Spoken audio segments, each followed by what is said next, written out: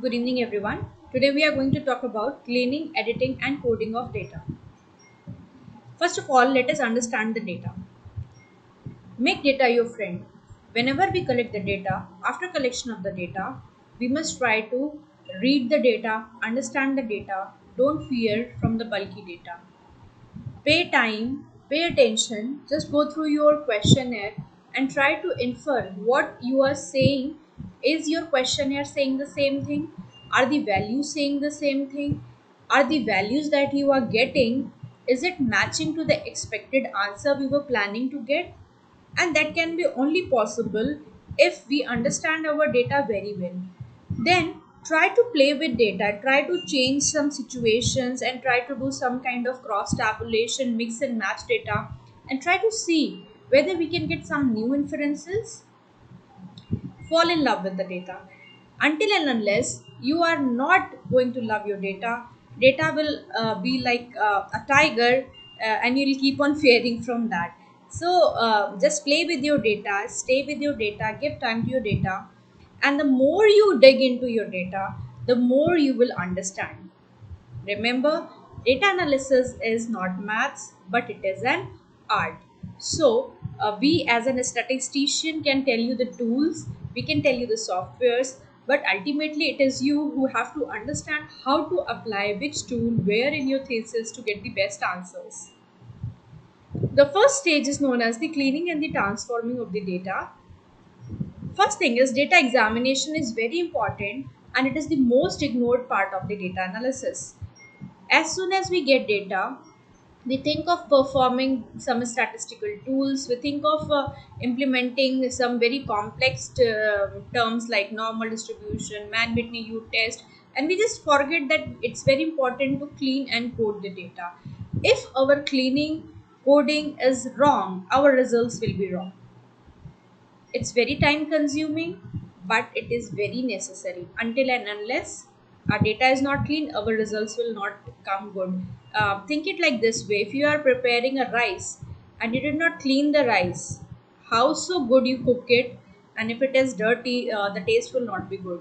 So before cooking, you have to clean the rice, the vegetables, you have to wash them, and then the taste of the food will go up. Similarly, your data analysis will be very good if you have cleaned your data, and then this is a very important part of that, which is the missing data. So once we get the questionnaires or from the respondents, or if we collect the data from google forms, there could be something which is missing. So treatment of the missing data is also very important.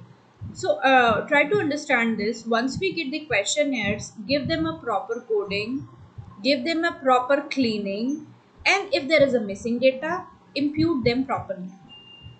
So in this module, we are going to talk about missing data more.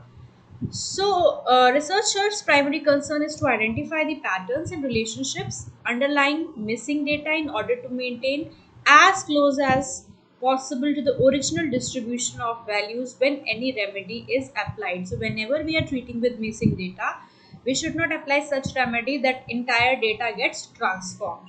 It should be as close as to the original data that we have calculated. Also understand the impact of missing data. So like you had 30 questions, and in those 30 questions, try to see, is there any question which is showing some kind of pattern, or is there anything which is missing in all the questionnaires. Number one, question to yourself: if data is missing, is it important to treat the data? Do I need, so let's say email id is not filled and you don't need to contact that person again, so that is a data that can be ignored. But if some of the responses are missing, then we need to think, is that missing data going to impact our analysis? So there could be two three types of issues. One is non-response, like you give a questionnaire and people are not responding to few answers, and this is not known beforehand because this comes to our knowledge once the questionnaire has been floated. Second, try to look if the missing data is scattered or there is a pattern.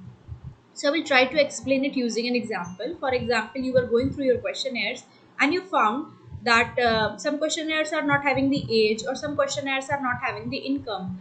So instead of just deleting or removing those questionnaires, just dig into the data and try to see which data is missing. Is there is any pattern in that? Can you find some inference from the missing data? It's very interesting to know that we can get results from the missing data also. So for example, I collected all the missing data which I from my questionnaires, and I just maybe segregated them gender wise, and I saw that most of the questionnaires which were filled by women had the ages missing, and most of the questionnaires which were filled by the men had income as missing. So we got information here that maybe women are not ready to disclose their age, and the men are not ready to disclose their income. So not having any data or having any missing data needs to be pondered upon, thought upon, that why is this missing? Is there anything, any reason, specific reason for that? Maybe we get some nice results from there. So once we get those missing data, we identify them. So there is a solution: either delete that response or you treat that data. Again, that will depend on your objectives of this study, or the amount of data that you have or you can collect, right? So the problem is missing data. If I delete them, it could lead to reduction of sample size. So I collected 300 data and 50 had some missing responses. I deleted them. So now I have a 25 to 50 responses. Again, I have to go back and collect. So this is a big problem. Another thing is, you have to see when there is some questionnaire and some responses are missing. So you have to find out that is it missing or it is not responded. Like the customer is not willing to respond, let's say in the age and income example we have talked, or the respondent just forgot, did not see that question and missed it. Identification is very important. So how much missing data is too much? Next question is, so there are again two kinds of possibilities of missing data. One is, out of 300 questionnaires, 20 questionnaires were there, lot of missing data is there, like let's say out of 30 questions 20 were missing. Then we have 50 questionnaires in which out of 35 are missing. So how will we understand that how much missing data can be accepted and cannot be accepted? Should we discard the questionnaire or should we impute the values? Let's solve the mystery of data. First, so this is I've taken from the book Market Research by Professor Naresh Malhotra. So first step is determine the type of missing data. So once we see that what is missing, we have to understand whether it is ignorable or non-ignorable. So just I gave the example, if email ID is missing and you don't need it in future, you can just ignore that and go ahead. But if some maybe income is missing or gender is missing and it is very important for your study, so your study is to impact the moderating role of gender and the respondents have not filled gender, then it's a big problem. So first identify it's ignorable or not ignorable. Then determine the extent of missing data. How much data is missing? 80%, 40%, 30%, 10%, how much we can ignore and how much we have to treat. So we will talk about that in the next slide, rule of thumb. Step 3 is the diagnose randomness of the missing data. So that's what we were talking in the last slide, that identify whether the missing data is just missing due to randomness or there is some underlying pattern. So there are two ways of testing that. Make two sections of the data, A with all the complete values and B the data set with the missing values, and use a statistical test to determine the significant difference between the two. Second is the test of randomness, which is MCAR test. It can be easily used in SPSS, which maybe we will cover in the upcoming sections. So from missing completely at random test, you can come to know that whether your data is missing at random or there is a pattern, and then you can just check what is the underlying pattern and you can find some nice responses. And after understanding the missing data, you can use step 4, which is select the imputation method. You can impute your data. You can imputation means, so missing values you can replace them. You can get a new value there. You can impute it by mean. You can impute it by regression. You can impute it by estimated means. There are again different methods of imputing the data. How much missing data is too much? So, as a rule of thumb, missing data under 10% for an individual case can be ignored, except when missing data occurs in a specific non random fashion. It means just see that anything which is missing is uh, random, then you can ignore 10%. But if something specifically is missing, it is less than 10%, then you should not ignore. And maybe like in the same questionnaire, so suppose I'm doing a study on the luxury buying behavior of the consumers, and people are not ready to disclose their income, so which is very obvious, because maybe the respondents are having fear that if I disclose my income, and maybe income tax rate can happen on me. So you have to check that why this is missing. Is there is some thing which is stopping my respondent to give the correct information? So in that case, either he will give the low income, or if he will give the correct income, he will fear, then he will be very much fearful about his identity disclosure. So we will get wrong answers. He will never tell that he's having luxury goods. So that's how you will get a wrong data, and your all analysis will be a question mark. So we must see if something is missing. Then the next thing is number of cases with no missing data must be sufficient for the selected analysis. Technique, if replacement values will not submit for the missing data. For this, we have to refer to rule of thumb.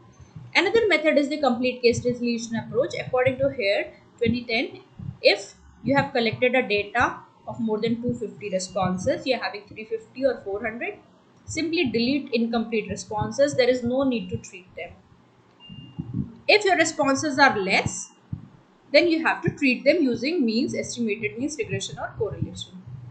Variables with as little as 15% missing data are the candidates for deletion, but higher level of missing data can be remedied, because you cannot delete everything and go back and start collecting data again.